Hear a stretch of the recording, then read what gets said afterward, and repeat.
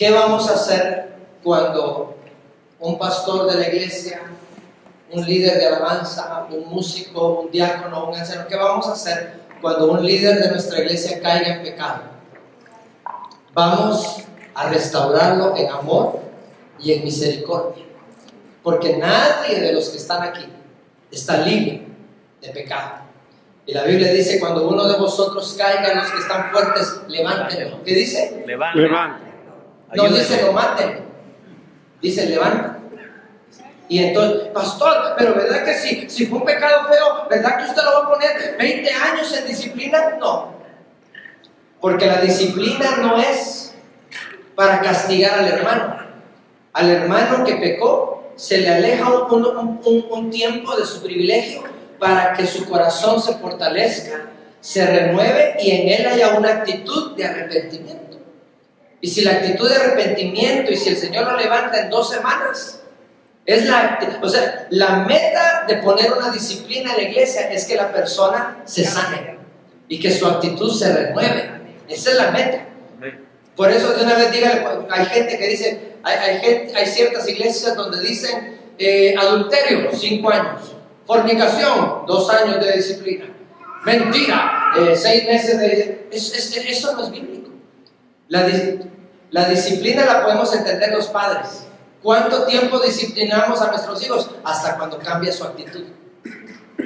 Y cualquier papá que su hijo ya se humilló, ya cambió de actitud y ya se está portando bien, y el papá le dice: sí, pero yo te dije que iban a ser 6 meses, pues tardamos 6 meses. Ahí sí, ese papá no es buen papá. Porque la disciplina se pone para que la actitud cambie. Así le quería decir eso porque hoy hablamos de las tentaciones del líder. Y si alguno de nosotros cae, hermano, sepa que usted tiene una iglesia de misericordia. Amén. Donde lo más seguro es de que cuando tú me cuentes tu pecado, lo más seguro, lo más probable es que yo te diga: yo también caí en ese pecado, pero déjame contarte cómo Dios me restauró. Y vamos a estar contigo, hermano. No vayas a creer que si tú tropiezas o si yo tropiezo. ¿Y qué van a hacer ustedes porque si yo tropiezo algún día? Levantarlo, ayudarlo. Un hermano, yo creo que no está el hermano aquí. Un hermano me dijo: usted asiste a una iglesia donde nosotros en cualquier momento lo podemos despedir. Me dijo el hermano: mira, tan lindo, mira, tan chulo. Señor, lo reprendo. Sí, como me dijo, diciéndome: equivóquese y largue. Yo le dije: si Dios me puso aquí, mañana Dios me puede quitar. Pero si ustedes me pusieron aquí, entonces claro, ustedes me pueden quitar. Pero si Dios me puso, el día que Dios diga: ya tu tiempo aquí. Pero no es, una posición no se pierde por pecado, hermano. Una posición se pierde por altivez. El diablo falló allá en el cielo y la Biblia dice que no tuvo una actitud de arrepentimiento. La Biblia dice: por la multitud de tus pecados, por la multitud de las contrataciones de Lucifer, fue hecho. ¿Por qué dice por la multitud? Porque cuando cometió el primer error, debió haber hablado con Dios. Y la Biblia dice: por la multitud de tus contrataciones fuiste echado, pero no le quitaron su posición la primera vez. ¿Cuántos están entendiendo? Por eso cuando tú falles, hermano, mira, y va a estar en YouTube eso. Yo me comprometo contigo que si algún día tú fallas en algo, tienes una iglesia que va a estar contigo. Vamos a llorar juntos y nos vamos a levantar juntos otra vez. Porque lo mismo que Dios hizo conmigo, yo lo voy a hacer contigo también. Leamos desde el versículo 1, capítulo 1, versículo 1. Santiago, siervo del Señor, dice, le escribe a las 12 tribus que están en dispersión: saludos, dice Santiago 1:2, tengan por sumo gozo, hermanos míos, si os halláis en diversas pruebas, porque ustedes tienen que saber que la prueba de vuestra fe produce, y usted sigue, produce, y que la paciencia ha de tener su perfecto resultado, para que seáis perfectos y completos sin que nada os falte. Pero si a alguno de vosotros le falta sabiduría, pídasela a Dios, porque Dios le da sabiduría abundantemente y sin reproche al que se la pida. Pero el que pida con fe, sin dudar, Porque el que duda es semejante a la ola del mar, impulsada por el viento y echada de una parte a otra. No piense pues ese hombre que recibirá cosa alguna del Señor, siendo hombre de doble ánimo, inestable en todos sus caminos. Un día es así, un día es así. Pero el hermano, dice el 1.9, pero el hermano de condición humilde que se gloríe en su alta posición, y el rico en su humillación, pues él pasará como la flor de la hierba. Porque el sol sale con calor abrasador y seca la hierba, y su flor se cae y la hermosura de su apariencia perece. Así también se marchitará el rico en medio de sus empresas. Bienaventurado el hombre que persevera bajo la prueba, porque una vez que ha sido probado, recibirá la corona de la vida que el Señor le promete a los que le aman. Otra vez el 12. Bienaventurado el hombre que persevera bajo la Tentación. ¿Cómo dice? ¿Tentación dice o prueba? Tentación. Pero dice bienaventurado el hombre que persevera en la prueba o en la tentación. Eso quiere decir que está siendo tentado, pero persevera, sigue caminando en los caminos del Señor, sigue yendo a la iglesia, sigue haciendo lo bueno. ¿Está siendo tentado? Sí, pero persevera. El problema de ser tentado es de que muchas veces cuando la gente es tentado dice, ¿para qué voy a ir si soy un cochino? Y entonces no persevera, y entonces la tentación que 10 horas más adelante la iba a vencer, ya no la vence, y esas 10 horas que le iba a llevar a vencer, ¿cómo se vence? Bueno, hay que, como dice la escritura, hay que perseverar. Una forma de vencerla, hoy mire, ya aprendimos algo esta noche. Una forma de vencer la tentación es perseverar. ¿Perseverar dónde? En hacer lo bueno. Mentira favorita del diablo: ¿para qué vas a ir a la iglesia? Hipócrita, si anoche viste lo que viste, hiciste lo que hiciste, o dijiste lo que... Y entonces la gente, en lugar de oír a Dios, le oyen al diablo y dicen, ay, sí, ¿verdad? Sí, mejor ya no. Y es mejor perseverar. El que persevera vence la tentación. ¿Qué pasa con el que persevera? Y usted dice, vence la tentación. Y 1.13 dice que nadie diga cuando es tentado, Dios me está tentando, porque Dios no puede ser tentado por el mal, y Él mismo no tienta a nadie, sino que cada quien es tentado cuando es llevado y seducido por su propia pasión. 1.14, sino que cada uno es tentado cuando es llevado y seducido por su propia pasión. Eso quiere decir de que para que haya tentación en mi vida, tiene que haber pasión en mi, o lust, como se dice en inglés, o concupiscencia, que significa deseo desmedido. Para que pueda haber tentación, yo tengo que traer, el diablo pone en la mesa tentación, pero para que haya tentación yo tengo que poner algo en la mesa también. ¿Qué es? Pasión. O sea, no puede haber tentación si la persona no trae a la mesa pasión. ¿Qué es lo que tú y yo traemos? Pasión. Ahora, si alguien te dice, man, viera de que yo no tengo ninguna pasión, yo viera que no tengo problema, no le creo. Todos tenemos pasiones. Si alguien peca en esta área, el otro peca con altivez o con orgullo, otro peca con el licor, otro peca hiriendo a la gente con su boca, pero todos pecamos. Hay alguien que por favor me diga amén. Si usted no cree que peca, déjeme recetarle un versículo bíblico en 1 de Juan. El que dice que no tiene pecado hace a Dios mentiroso, y él mismo es mentiroso. Y no solo eso, y la verdad de Dios no está en él. ¿Qué le parece ese versículo? Buenísimo, ¿verdad? Ese hay que recetarse a esa gente farisea que solo porque oró 2 horas esa semana ya anda caminando así medio raro, ¿verdad? Pensando que él es más santo que todos. La oración es mi relación con Dios. Sí, yo oro porque me gusta estar con ella, así como vivo con mi esposa porque me gusta estar con ella. Pero el hecho de que yo esté con ella no significa de que yo sea un mejor hombre. De igual manera, así como mi relación con mi esposa no me hace un mejor hombre, mi relación con Dios no significa tampoco que yo sea mejor que tú. Simplemente tengo una relación con Él, o sea, lo conozco más, pero eso no me da a mí más valor que tú. Aunque no diga amén. Es cierto, puede ser que mi relación con Dios a través de la oración sea mejor, pero eso no significa que yo valgo más que el que no ora. ¿La agarró o no la agarró? Entonces, ¿ya no oramos? Claro que sí. Por lo menos deberíamos de orar 2 horas 2.4 horas deberíamos de orar diario. A ver, ¿cuánto ora usted? No me diga.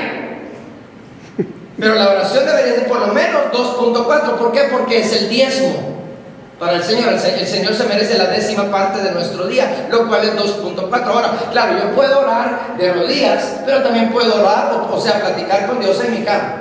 Mientras estoy trabado en tráfico 1 hora, pongo un CD y estoy cantando. También mientras yo canto, el canto también se considera como oración. Oración tiene que ver con relación con Dios. Amén. Hay mucha gente que se asombraría si se diera cuenta de que tal vez no solo ora 2.4 horas, que es el diezmo, ¿verdad? En cuanto a tiempo.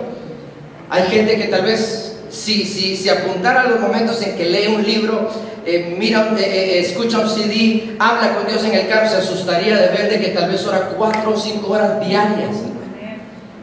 Y a veces sin ponernos ese propósito de hacerlo, simplemente nos gusta hablar con Dios.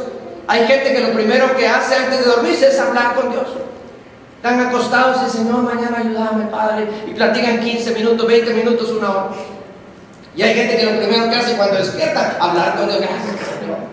Qué frío, que no sé si a usted le pasa. Una de las cosas que yo hago primero cuando me levanto es ver mi teléfono, qué tan frío está, para ver qué voy a usar ese día. Y miré mi teléfono y dice, 18, oh my God.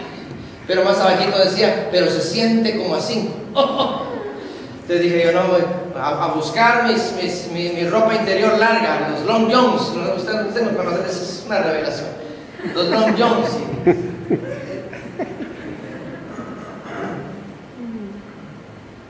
Usted ora más de lo que se imagina.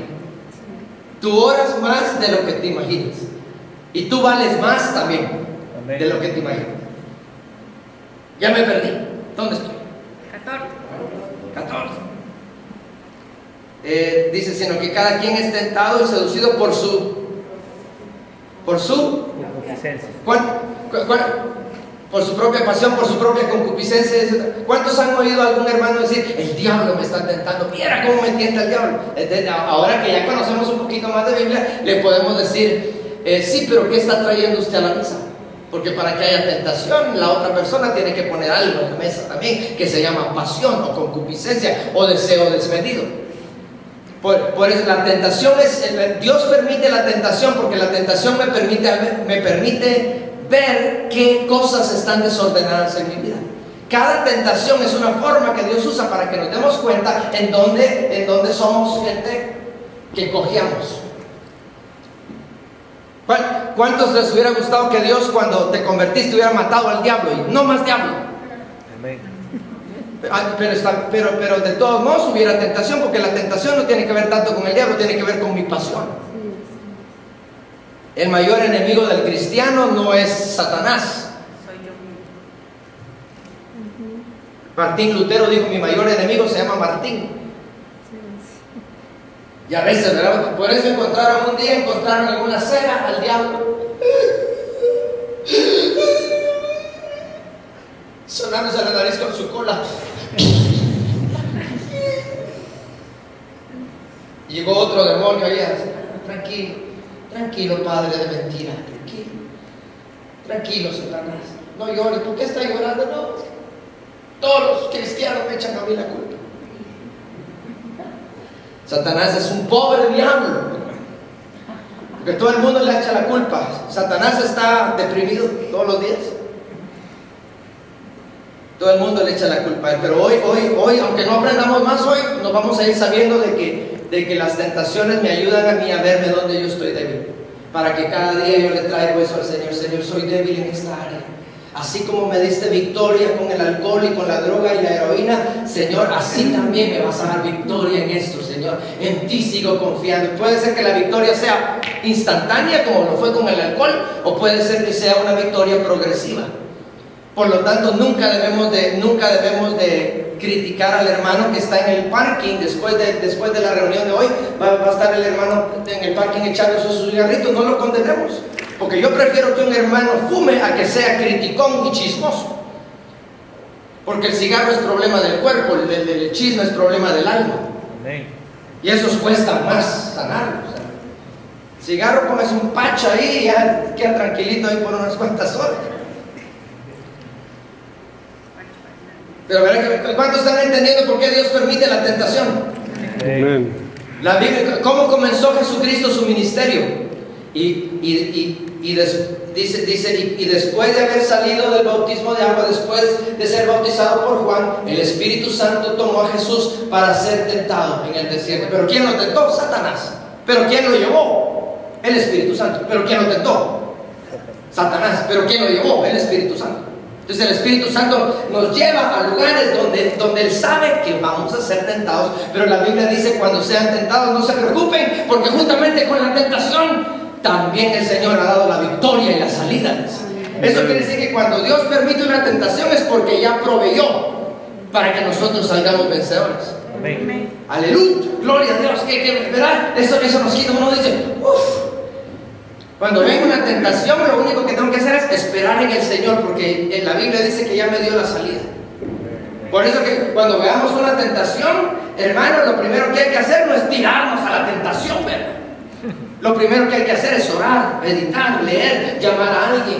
Hay veces que Dios me va a fortalecer en la oración, pero hay veces que en medio de la tentación el Señor me va a decir, agarra el teléfono, llama a tu hermano Jorge Vela y él va a orar por ti. ¿Y por qué? Porque muchas veces la salvación de Dios no viene a través de ángeles, viene a través de hermanos, porque nosotros somos el cuerpo de Cristo. Un miembro ayuda a otro miembro. Amén. Hay mucha gente que ha caído. ¿Por qué? Porque cuando estaba a punto de caer, Dios le puso en su mente, llama a tal hermana que te venga a sacar de este lugar, y esa persona no lo hizo y terminó mal. El problema de la gente es de que la gente siempre quiere que sea la mano de Dios la que salga. Hay veces que no es la mano de Dios, es la mano de Dios a través de un hermano. Amén. No nos vaya a pasar como esa persona que el barco se hundió y ya casi ahogándose le dijo, Señor, mándame, Señor, ven y ayúdame, Señor. Y el Señor le mandó un helicóptero y le dijo al helicóptero, no, gracias, estoy esperando a Dios. Se ahogó el bandido en el cielo. El Señor le dijo, ¿qué te pasó? ¿Por qué te ahogaste, Señor? Si yo te pedí que me ayudaras. Y el Señor le dijo, te mandé barco, te mandé helicóptero, te mandé de todo y no quisiste. Porque nosotros a veces pensamos de que el Señor hace las cosas como nosotros pensamos. El Señor puede usar un montón de gente. El Señor puede usar hasta tu jefe para hablar de algo que está mal en tu vida. Dios no necesita predicadores para hablarte de lo que está mal en tu vida. Dios te puede hablar a través de un programa de televisión, a través de una canción. Dios nos habla. El que hizo la boca, ¿acaso no hablará? Amén. Dios puede hablarnos a través de un impío, a través de un hijo del diablo puede hablarnos Dios. Amén. Si Dios habló a través de Caifás, y ese era un hijo del diablo bien hecho, ¿verdad? Y habló. Dios habló a través de una burra, no va a poder hablar a través de un impío. Amén. Así que cuando Dios nos va a hablar, nos habla. Ya me perdí otra vez. 10 y 15. Después dice, ¿qué es lo que yo traigo a la mesa? Ayúdame. Pasión. ¿O otra palabra? Concupiscencia. Dice, después cuando la pasión ha concebido, da a luz el pecado. Y cuando el pecado es consumado, engendra muerte. La palabra muerte significa lejanía de Dios. Dice, cuando alguien es tentado, es seducido por su propia pasión. Y cuando la pasión ha concebido, ¿cuál es la pasión? El útero. La pasión es el útero. La tentación es el esperma. Y la Biblia dice que si yo no trabajo, si yo no cierro ese útero, va a caer la tentación y va a concebir el pecado. Ya, entonces ahí es cuando ya uno empieza a pensar, ok, voy a pensar, voy a ir a las 10 de la noche y a las 11 llega el esposo, entonces tengo que salir a las 11 menos 10. Y entonces ya se consigue. Cuando uno ya planea, eso significa que ya hubo concepción del pecado. Pero pastor, entonces eso significa que ya pequé. No, el pecado viene, el acto viene, pero todavía se puede abortar. Esos son los abortos que sí se permiten. Cuando ya uno empieza a planificar, pastor, ¿cuándo es cuando ya concebí? Cuando ya estás pensando. Ya puedes oír dentro de ti esa sonrisa macabra, ¿verdad?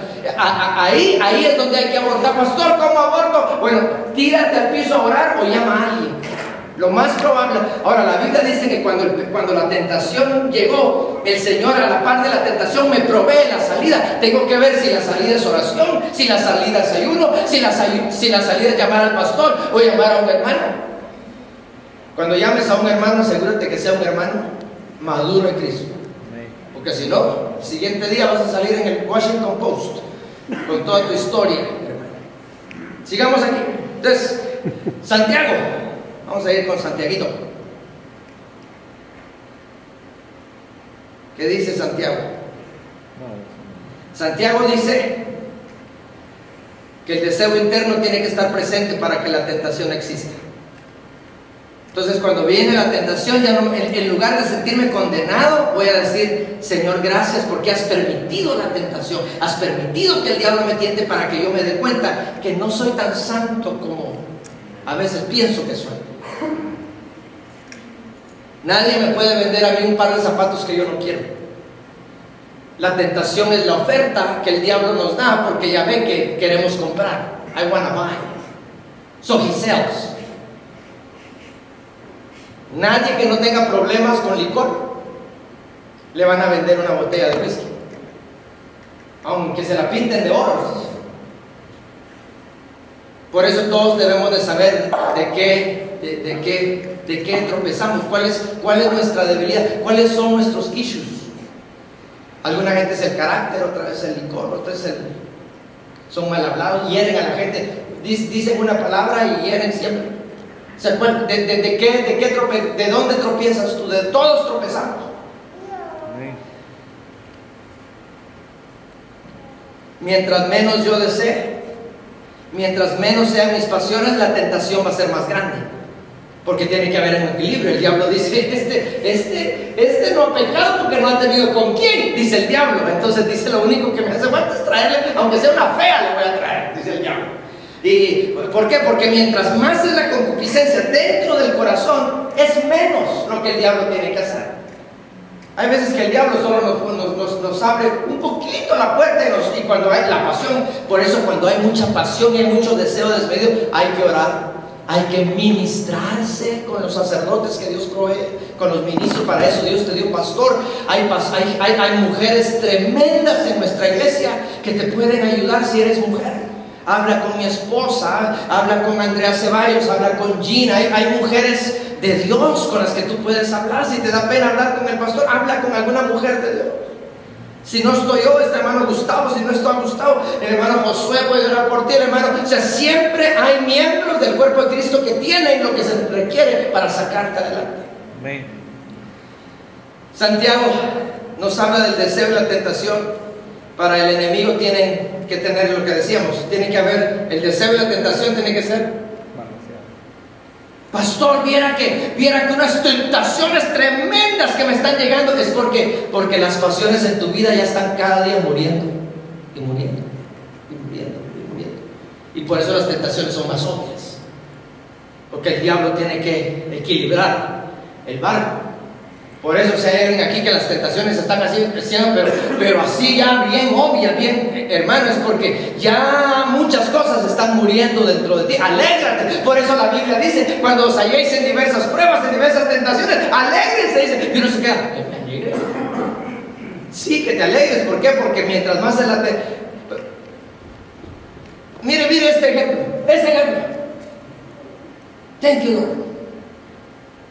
¿Cuánta pasión tenía Jesús?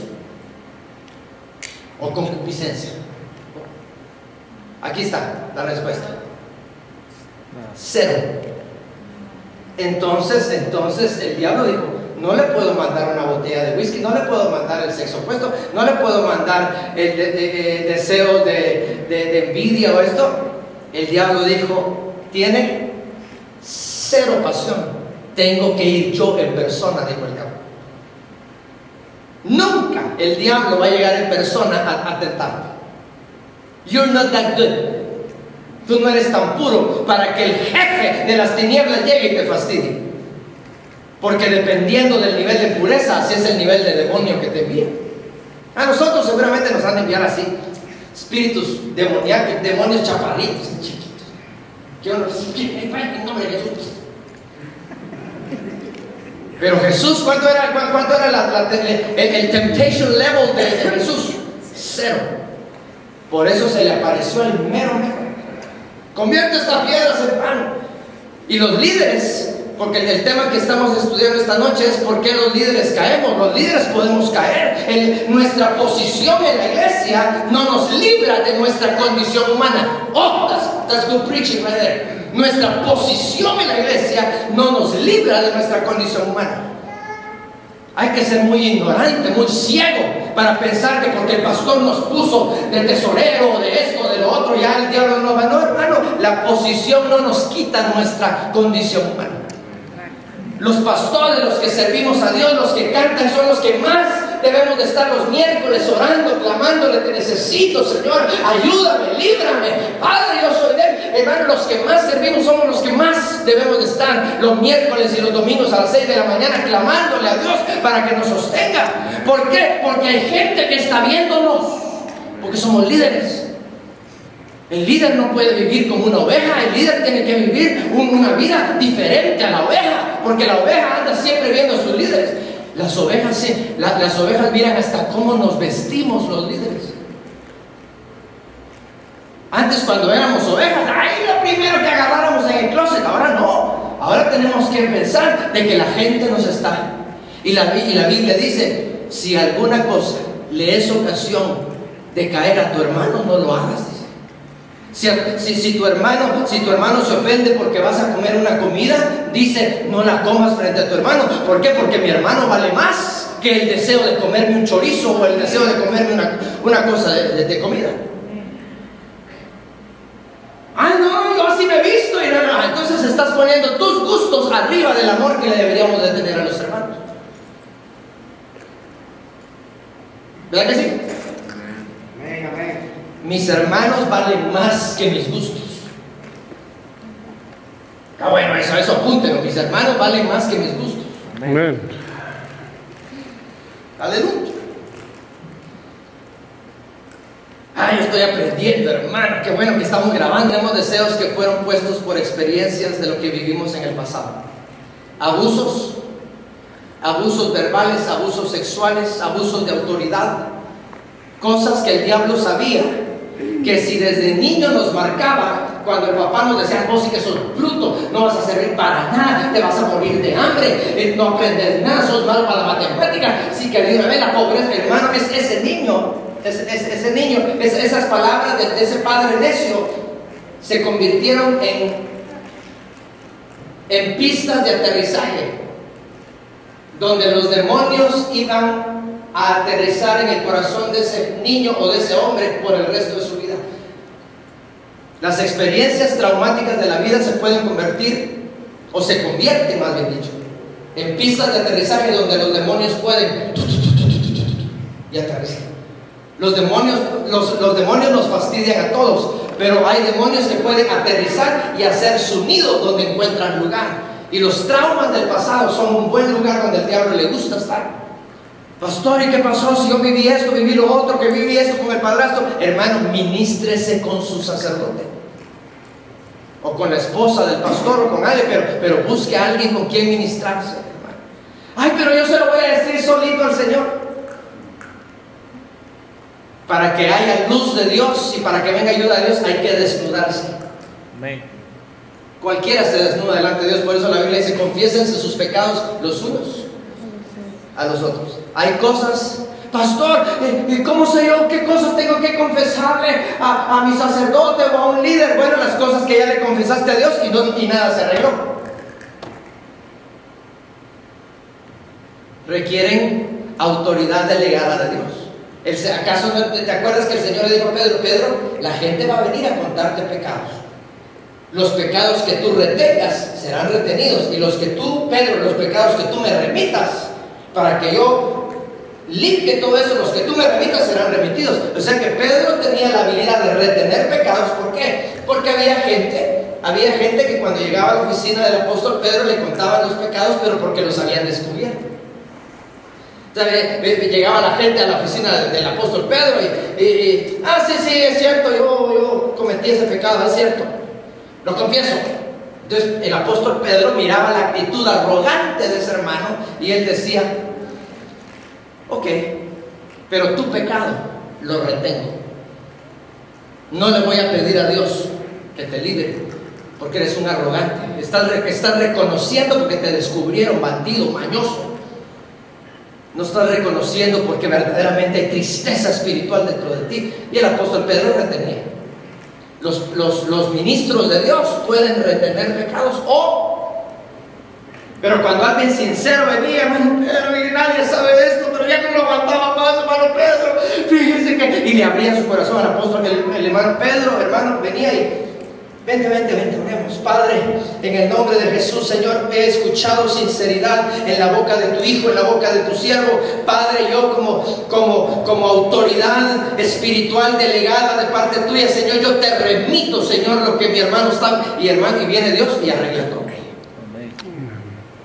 Pecados retenidos y pecados remitidos. Ese es un buen tema, ¿verdad? Pecados retenidos y pecados remitidos.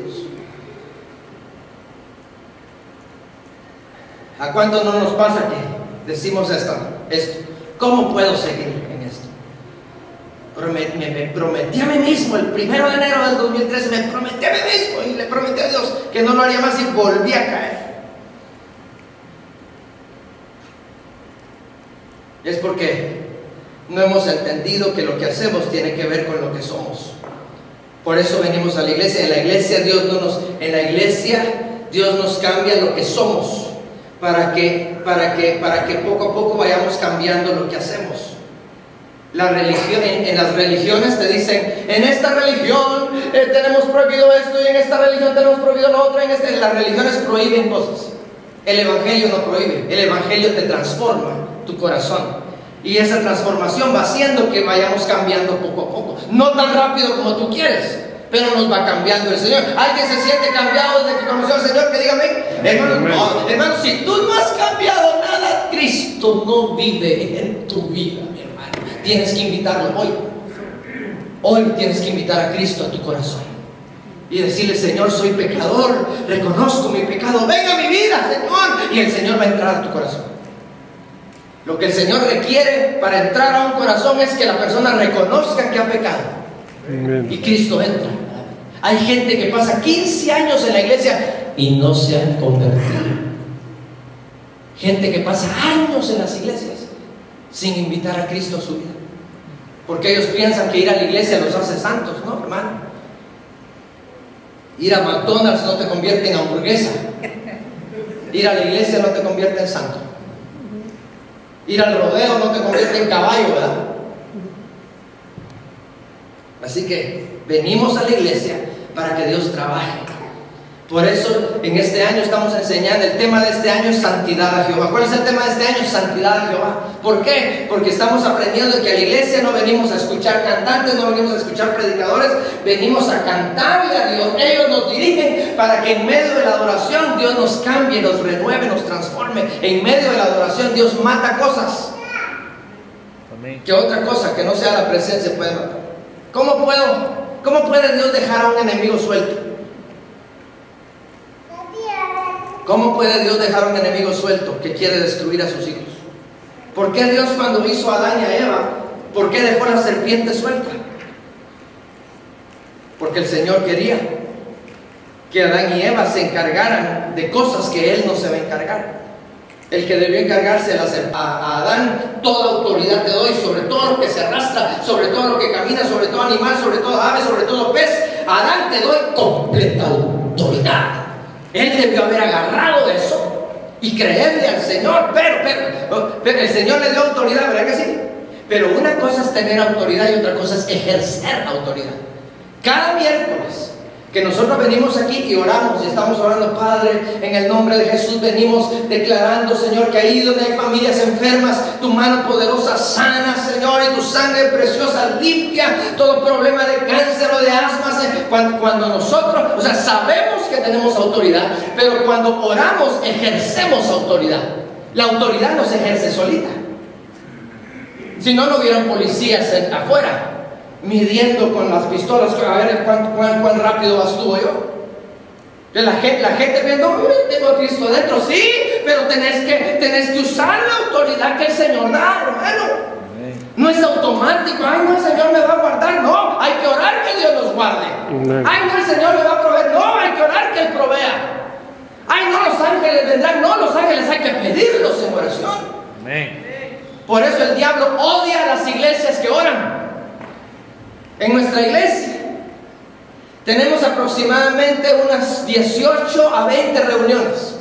Entre reunión de alabanza, ensayo, reunión aquí, que el grupo haga, tenemos como 18, 19 reuniones en nuestra iglesia. Pero la que más odia es esta, del miércoles. ¿Por qué? Porque el miércoles oramos. Pues lo que pasa es que algunos de ustedes por su trabajo pues vienen tipo 8, pero hay veces de 7 a 8 oramos. Y usted me va a ver aquí adelante, caminando. Padre, en el nombre de Jesús venimos declarando, Señor, que entre nuestros hijos estén enfermos, tu mano los va a sanar. Y reprendemos el espíritu de depresión que está atacando a los jóvenes. Hermano, y oramos 1 hora muchas veces. Tenemos que ejercer la oración. Y mucha gente que no sabe la Biblia seguramente nos ve y dice, qué locos, ¿por qué oran así? Porque no sé, hermano, si Adán hubiera sabido lo que hacemos los miércoles, toma autoridad contra la serpiente, hija del día, fuera, y se hubiera ido la serpiente. Pero ¿por qué no tomó autoridad? Y apunte eso, porque esto es clave para ti y para mí que somos líderes. ¿Por qué? ¿Por qué no pudo ejercer la autoridad? Porque para ejercer la autoridad tiene que haber vida de Dios fluyendo en mí. Y Adán se le olvidó alimentarse del árbol de la vida. O sea, conocía la autoridad, tenía autoridad, pero no tenía la fuerza para ejercerla, porque la autoridad se ejerce cuando hay vida de Dios. En lugar de comer vida, fue a comer el árbol de la ciencia del bien y el mal. Si se hubiera alimentado de vida, hermano, pobrecita culebra esa, la hubiera aplastado ahí mismo, hermano. Cada vez que tú vas al culto, ya sea miércoles o domingo, te alimentas de vida. La palabra es vida, hermano. ¿No le ha pasado a usted que hay veces escuchas algo de la Biblia y dices, hay veces yo estoy predicando y tal vez tú me miras y me mires ahí todo loco, hermano? Es porque en ese momento la palabra me está impactando mi vida, porque la palabra es vida, hermano. La palabra de Dios dice, la palabra de Dios es como espada de 2 filos, que es viva y eficaz, más penetrante que toda espada de 2 filos, dice. La espada, la palabra del Señor. ¿Qué hace una espada? Mata. La palabra de Dios mata cosas feas en ti y en mí. Dame a un hermano que constantemente se expone a la palabra, poco a poco sus pasiones van muriendo. Pero dame a alguien que se expone a la palabra una vez al mes, aparece por la iglesia. Hermano, ese bandido está luchando a saber ni con cuántas cosas hay adentro, hermano. Y mira a los demás, uy, ¿por qué los demás están tan bendecidos? ¿Y por qué los demás están avanzando tanto? ¿Y por qué el Señor prospera? Hermano, no, que no. Porque la gente se está exponiendo a la palabra. La palabra es como semilla, que cuando es sembrada da fruto. Diga conmigo, la semilla da fruto. La semilla da fruto. Cuando tú vienes a la iglesia, estás poniendo tu corazón como un plantillo, como un huerto para ser sembrado. ¡Aleluya! Adán y Eva debieron estar preparados para el encuentro de la serpiente. El mandamiento dado por Dios a Adán no fue suficiente para apartarlo del pecado. La ley, o sea, lo que Dios le dijo, mira, cuida este huerto, o sea, la ley, la Biblia no es suficiente para mantenernos lejos del pecado. Hay que aprender Biblia, pero hay que ir a alimentarnos de Dios a través de los cantos, de la adoración, de la oración, de la intercesión, y después aprender Biblia. Aprendo Biblia y después me lleno de la vida de Dios para ejercer lo que aprendí en la Biblia. Pero si la gente solo Biblia, y ¿cuántos conocen gente que a cada rato, ay, la Biblia dice el versículo tal y hay gente que parecen ametralladoras con versículos, pero son unos odiosos? Oh, yo conozco gente, hermano, que el hermano tiene versículos bíblicos en la puerta, pero es una persona tan arrogante, hermano, yo no la aguanto ni 5 minutos, hermano. Rápido agarro mi carro y me voy. Porque la Biblia dice que la letra mata, el conocimiento bíblico mata. El conocimiento bíblico y conocimiento bíblico sin la vida de Dios mata. Por eso hay que aprender Biblia, pero hay que orar. Y después aprender Biblia y orar. Y adorar a Dios y alabarlo con gozo. Ese equilibrio nos mantiene siendo cristianos victoriosos. Aleluya. El mandamiento dado por Dios a Adán no fue suficiente para apartarlo del pecado. Dios podría trabajar en la mente de los dueños de cable y de internet para que los hijos de Dios no tuvieran acceso. Dios podría poner en la mente del dueño de Cox y de Verizon y de esto y de lo otro. Dios podría poner en la mente de los dueños: cada vez que vayan a hacer una conexión a una casa, pregunten si son cristianos. Y si son cristianos, no hay conexión, no cable for you. Dios pudiera hacer eso, pero ¿por qué no lo hace? Porque si lo hicieran, no nos diéramos cuenta de qué pasiones hay. ¿Ya te has dado cuenta? Eso es lo bonito del control remoto, porque el control remoto se detiene cuando hace clic con la pasión que hay adentro. Por eso en algunos canales, cuando no hay pasión por deporte, y pasan los deportes, Real Madrid, Barcelona, clic, clic, clic, clic, porque no hay nada deportivo dentro de ti. Pero cuando hay algo deportivo y miras ahí en el equipo, ahí te quedas. El control remoto se detiene cuando haya su pareja en mi corazón. Hermanas, hoy que lleguen a la casa, pónganle el remoto allá al esposo allá. Pónganle be careful. La computadora es peligrosa, hermano. No importa cuán buena sea su computadora, el diablo se mete y da vueltas y ¡pau! Le tira algo, hermano. Este internet está pero bien enchamucado, hermano. Por eso uno tiene que estar lleno de Dios, para que cuando el diablo te envíe un email o un text message o una cosa ahí, rápido cerrarlo. Pero cuando uno se queda viendo, ¡ay, qué interesante! Y ahí con el mouse, ¿verdad? No, yo solo voy a ver a esas muchachas para orar por ellas.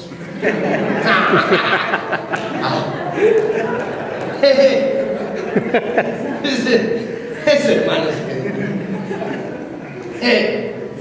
Cristo en el Getsemaní nos enseña que la naturaleza humana siempre va a encontrar tentación. Porque Jesucristo, ¿cuánta pasión tenía Jesús? ¿Cuánta concupiscencia? Cero. Mas sin embargo era humano.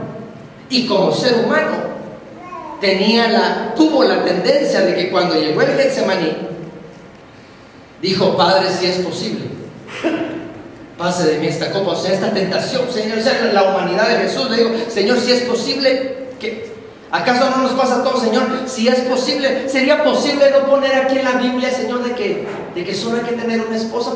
Ya dile nosotros. ¿Sería posible? A veces siempre dice: ¿será posible tal cosa? Jesús sabía que el Padre tenía... ¿Por qué Jesús venció en el Getsemaní? Yo pensé que tenía una foto del Getsemaní. ¿Por qué Jesús sabía que podía confiar en el Padre? Porque cuando Jesús dijo: si es posible, pase de mí esta copa, pero que no se haga mi voluntad sino la tuya. O sea, tuvo la tentación de no hacer la voluntad del Padre, pero la relación que Jesús tenía con el Padre hizo que Él dijera: pero que no se haga lo mío sino lo tuyo, Señor. En otras palabras, la relación que Jesús tenía con el Padre era mayor que su humanidad. Su humanidad le decía: ¿para qué vas a morir? Tal vez hay otra forma de salvar a los humanos, que manden un ángel y que lo crucifiquen. Y por eso Jesús dijo: Señor, ¿habrá otra forma, Señor, que pase de mí esta copa? Pero la relación, ¿cuál fue la victoria de Cristo en el Getsemaní? La relación que tenía con su Padre. Cualquier persona que tenga una buena relación con su mujer, cuando venga una tentación de otra vieja por ahí, va a decir: Señora, usted es muy guapa, pero mi amada esposa me ha amado, me ha cuidado y me ha defendido por 26 años, así que bye bye. Cuando hay una relación, pero cuando la relación con la esposa está mala y mala y mala y gritos: ay, hermano, con la chimultrufia te vas a ir a pegar. Ni bonita tiene que ser, hermano. La relación. Esposos, los esposos Chequemos cómo está nuestra relación con nuestra esposa. Hay que hablar. Por eso la Biblia dice, el líder que sirve en la iglesia primero tiene que ser fiel en su casa, que su matrimonio esté bien estable, sino que se olvide de cantar y que se olvide de predicar y que se olvide de toda la iglesia, porque el que no es fiel en su casa no puede servir en la casa de Dios. Amén. Y si tú sirves en la casa de Dios y tu matrimonio apesta, devuelve tu privilegio. Habla con el pastor y dile, pastor, yo ya no voy a servir hasta que mi casa se arregle. ¿Por qué? Porque si tú te atreves a servir en la casa de Dios estando con un matrimonio malo, todo el infierno te va a hacer pedazos, te va a hacer pedazos tu salud, te va a hacer pedazos tus finanzas y te va a hacer pedazos tu vida espiritual. Nunca te atrevas a trabajar en la iglesia si tus cosas en la casa no sirven. Ay, pero usted es el pastor, usted debería. Yo no soy Dios, Señor, yo no puedo estar investigando tu vida. Cada hermano tiene que ser lo suficientemente sincero y responsable para decir cuando puede o no puede servir a Dios. Amén. El pastor lo único que puede ver, ay, qué bonito canta, hermano, ayúdanos a cantar. Pero el pastor no sabe cómo vivir, es responsabilidad de él o de él.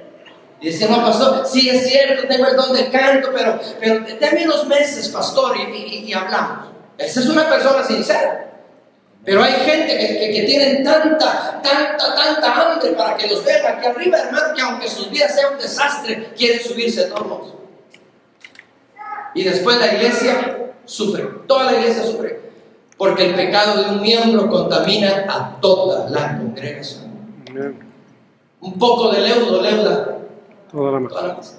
Por eso, hermanos, cuando usted sepa que alguien de los que nos subimos aquí está viviendo mal, tu responsabilidad, según Levítico 5, es ir a hablar con el pastor y decirle, pastor, esa personita que usted está subiendo todos los domingos a cantar, mire, es aquí, acá, y aquí están las pruebas, pastor.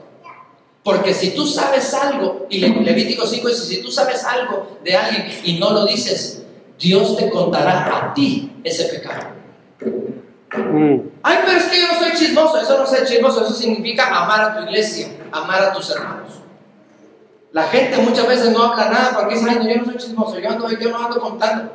Pero la Biblia te obliga, la Biblia te ordena a que si miras algo, háblalo.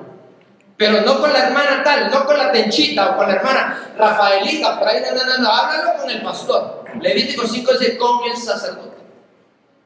Porque si lo hablas con la persona equivocada, eso es chisme.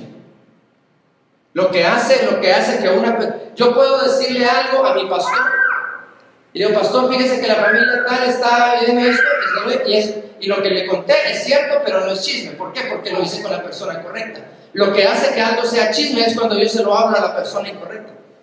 No tiene que ver porque si yo se lo hablo a un hermanito, lo mismo que le dije al pastor, que no fue chisme, cuando se lo digo a la persona incorrecta se convierte en murmuración. Por eso, no a cualquier gente hay que contarle las cosas. Amén. Interesante.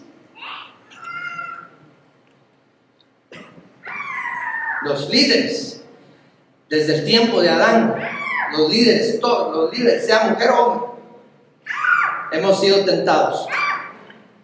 ¿Para qué nos ayuda la tentación? Para ver en dónde somos débiles. Adán fue, aquí este es Esaú y Jacob, ¿te acuerdas? Que Esaú fue el que nació primero y él era el que tenía la bendición del Padre, la bendición de Dios, y un día tuvo hambre y le dijo a Jacob, ¿qué tienes ahí? Jacob le dijo, uy, tengo este plato de lentejas, y entonces Jacob, que le interesaba la bendición de Dios, no su barriga, dijo, te doy mi comida, pero dame tu bendición. Era medio chanfleado el business ese, ¿verdad? Pero Dios miró que Jacob podía abandonar un ratito su barriga por buscarlo de arriba. Y por eso es de que Dios, a pesar de que lo hizo así medio turbio, Dios lo bendijo a Jacob. Porque Dios no mira, muchas veces Dios mira más la intención que la forma en que hacemos las cosas. Puede ser que la forma en que lo hiciste fue malo, pero Dios miró la intención de tu corazón. Es que Dios es lindo, hermano. Dios no es como el hombre mira nada más lo externo. Ay, sí, pero es que la forma en que lo hizo no me parece, pero Dios ve la intención, cabezón.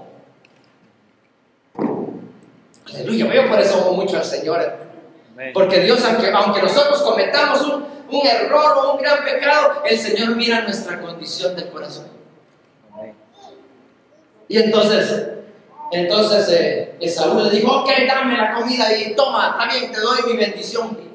Después la quiso recobrar y no pudo.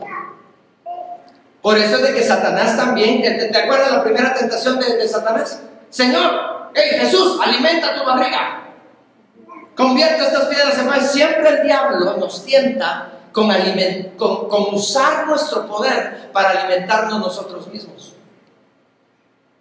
Los líderes que están aquí, porque hermano, yo veo líderes, aquí en todas las líderes, bendiciendo gente. Lo primero que el diablo nos va a tentar es: usa tu posición para alimentarte a ti. Ahora que estás cantando y predicando, alimenta tu ego. Ahora ya no camines como caminabas antes. Ahora ya puedes caminar más orgullosa o más orgulloso, porque ahora el diablo nos dice: usa tu posición para nutrirte a ti mismo. Y cuando Dios nos da una posición, no es para nutrirnos, sino es para servir a la gente, ayudar al necesitado, para levantar al que está débil. Por eso es de que cada vez que Dios nos ponga aquí, ya sea a predicar o a cantar, cuando termine el culto, hermanos músicos, hermanos que cantan, siempre cuando termine el culto hay que bajarnos y ir a saludar al hermano, hay que ir a saludar a la ancianita que nos visitó, hay que ir a saludar al joven que vino con 3 aretes aquí, tatuado y con una gran culebra de tatuaje. Hay que irlo a saludar y decirle: bienvenido. Primero hay que servir a la gente. Estas 2 puertas no me gustan a mí, porque hay veces que los que predicamos o cantamos o tocamos un instrumento, solo termina el culto y nos vamos con nuestro grupito de predicadores, nuestro grupito de let's go, only the praise and worship team, let's go guys, let's go to Olive Garden. No saludemos a nadie porque nosotros somos clase aparte. Y se van, hermano. Estas 2 puertas no me gustan. No es mi templo, sino ya las hubiera mandado a cerrar. Porque nos alejan de la gente que Dios nos mandó a ayudar. Aleluya. La gente que más comunión tiene que tener con la gente nueva son los que estamos aquí arriba. Y yo como pastor voy a estar en este nuevo año, yo voy a estar encima tuyo. Cada vez que te mires siempre con la misma gente, te voy a decir: ¿qué te pasa? Tú eres de bendición para mucha gente. Deja a tus amigos, con tus amiguitos te puedes ir al cine de aquí dentro de una media hora, pero ahorita ven y salúdame a la gente. Y yo te voy a estar: I'm gonna push you to be a better you this year. Te voy a empujar, hermano. ¿Por qué? Porque si somos líderes no podemos estar nada más con un grupito de gente, porque tenemos mucho que dar. Cuando tú estás nada más con un grupito, lo que estás diciendo es: yo no tengo nada para darle a otros. Por eso me quedo aquí donde me hacen sentir chulo o lindo. Sigamos ahí. Tengo solo 8 minutos, me voy a apurar. La tentación de Judá nos enseña a nosotros que cuando el diablo nos tienta a los que somos líderes, esta es la tentación de Judá, la persona de Judá, el hijo de Jacob que se llamaba Judá. La palabra Judá significa el que alaba a Dios.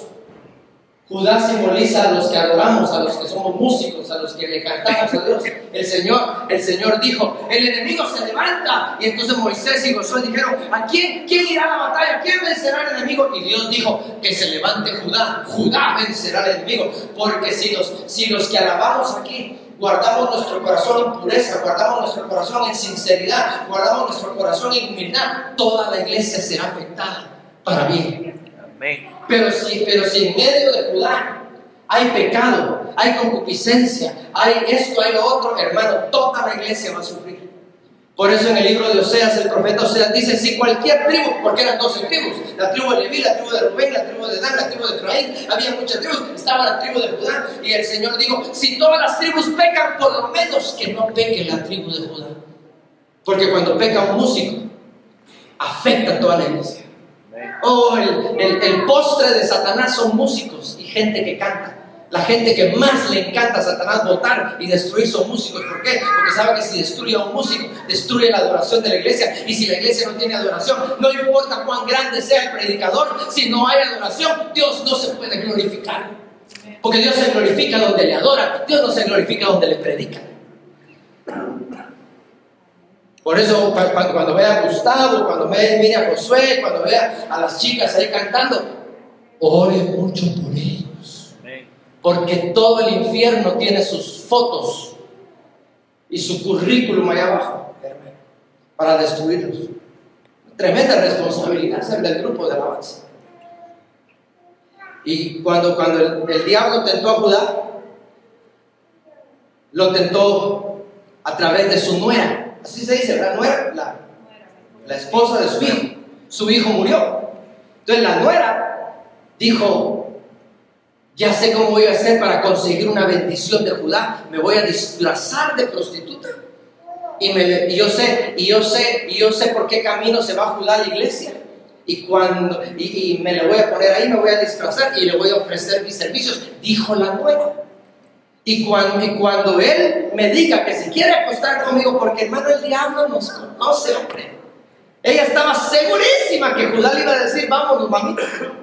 Segura estaba ella. ¿Por qué? Porque ella dijo: cuando llegue él y me diga vamos, yo le voy a pedir 3 cosas. Le voy a pedir su anillo, le voy a pedir su vara y le voy a pedir su cinto, porque son 3 cosas que todo líder en Israel tenía. El anillo simboliza la autoridad, porque si no tenías anillo no podías firmar en nombre de la familia. La vara simboliza liderazgo.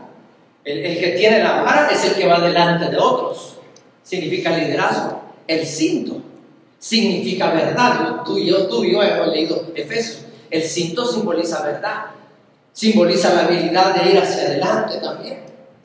Entonces, mira que las 3 cosas que el diablo le quita al líder cuando el líder peca. Lo primero que le quita, el anillo, la autoridad.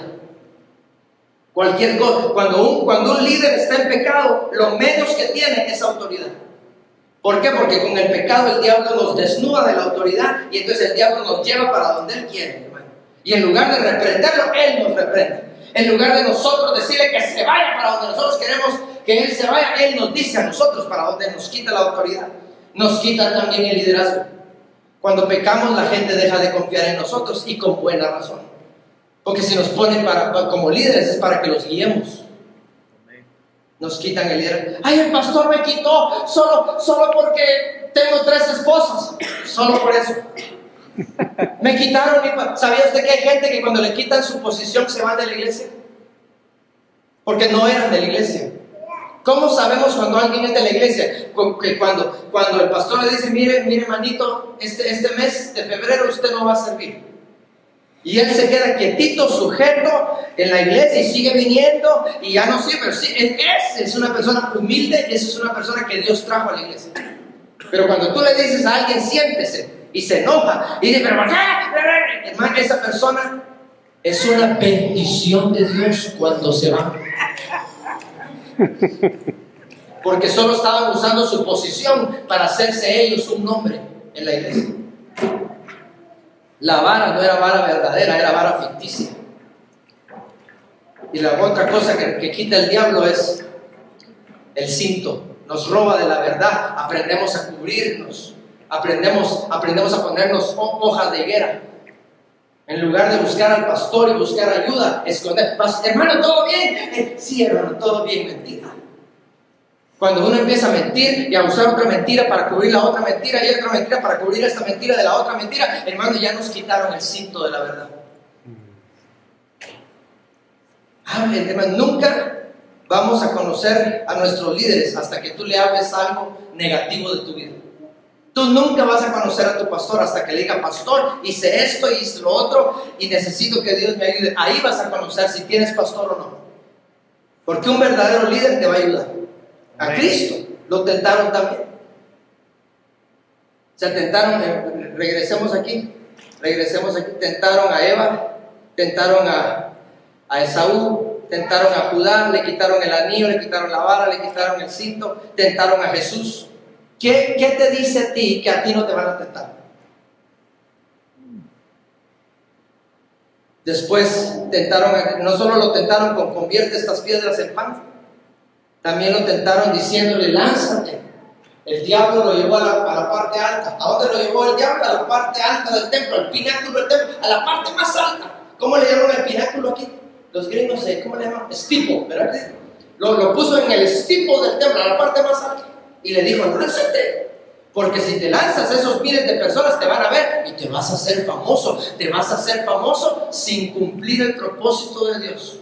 Te vas a hacer famoso sin ir a la cruz. ¿Para qué ir a la cruz? Hazte famoso ahorita. Porque eso es lo que el diablo quiere, que nosotros busquemos fama y que la gente nos conozca sin hacer el plan de Dios.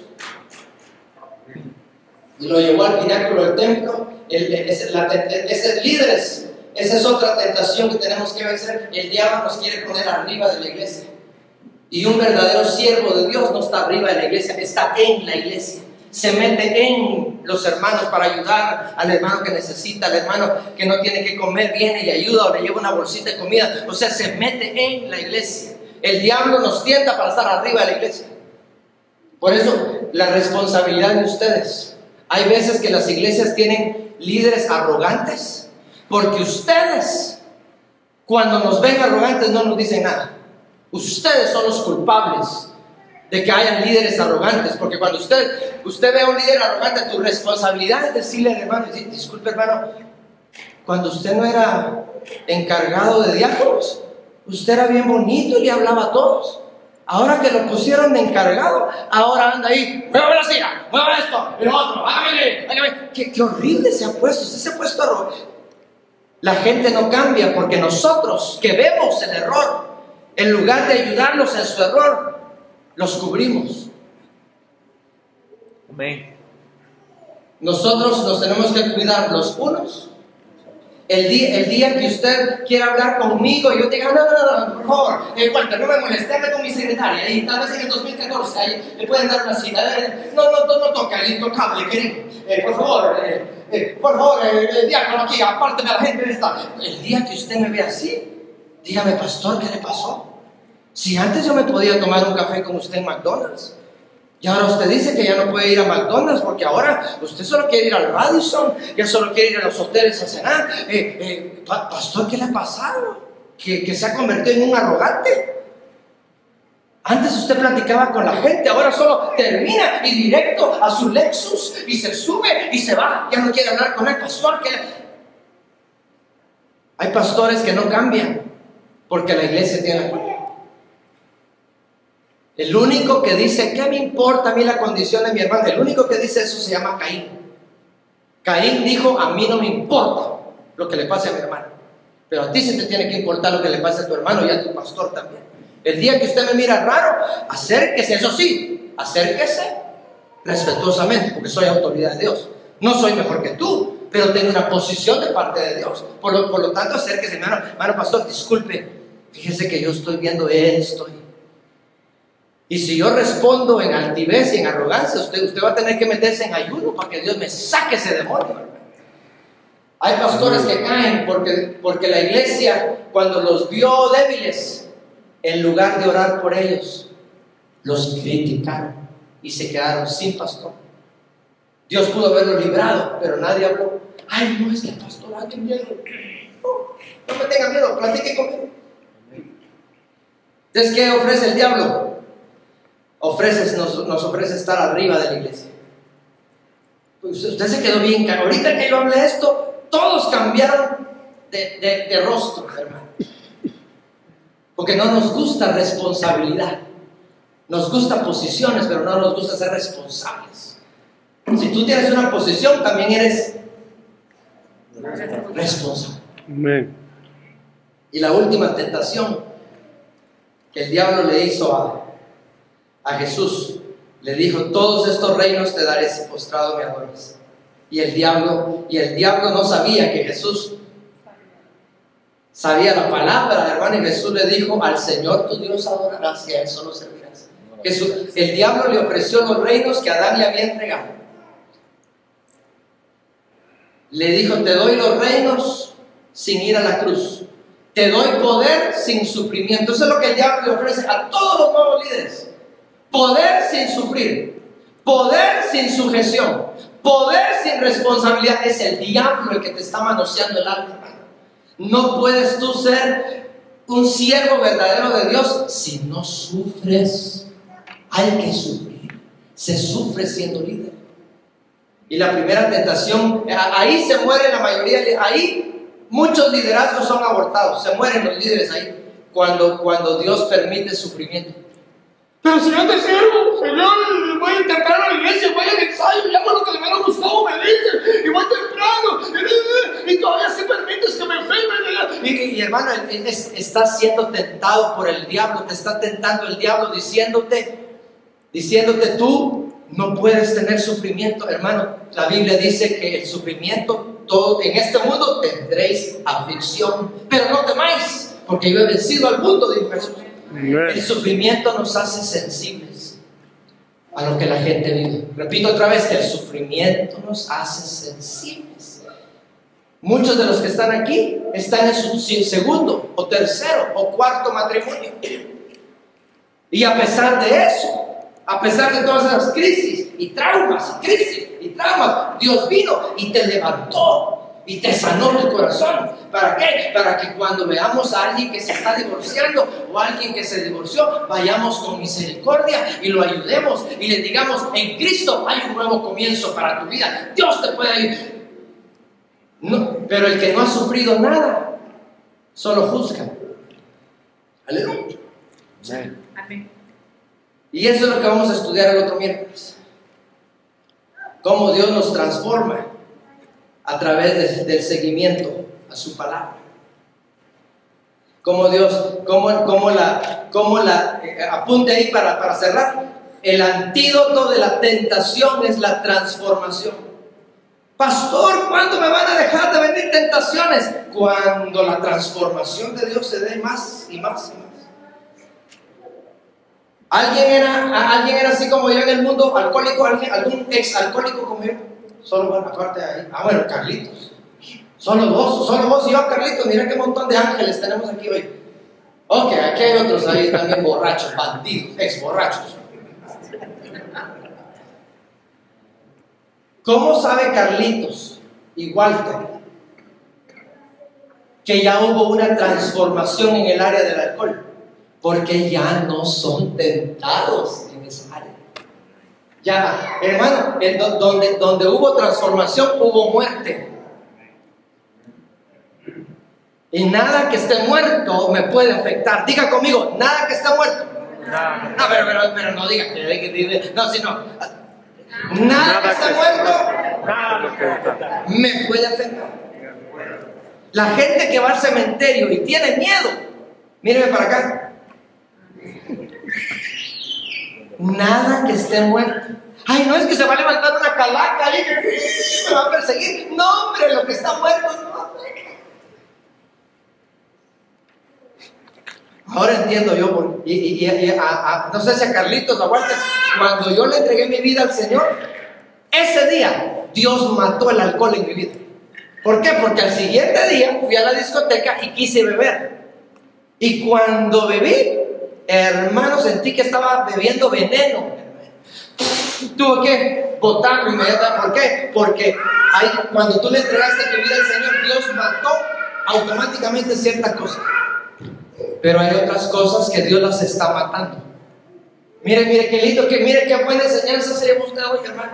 Hay cosas que Dios mató instantáneamente el primer día, pero hay cosas que Dios sigue matando. Es un proceso. Pero hermano pastor, ¿por qué Él las hubiera matado de un solo todas? No. Porque si Dios mata todas las cosas malas dentro de nosotros, y nuestro corazón se quedaría vacío. Y un corazón vacío, una casa vacía. Los demonios, cuando salen de la casa, después de recorrer lugares secos, van y miran la casa vacía y dicen: la casa está vacía. ¡Hey!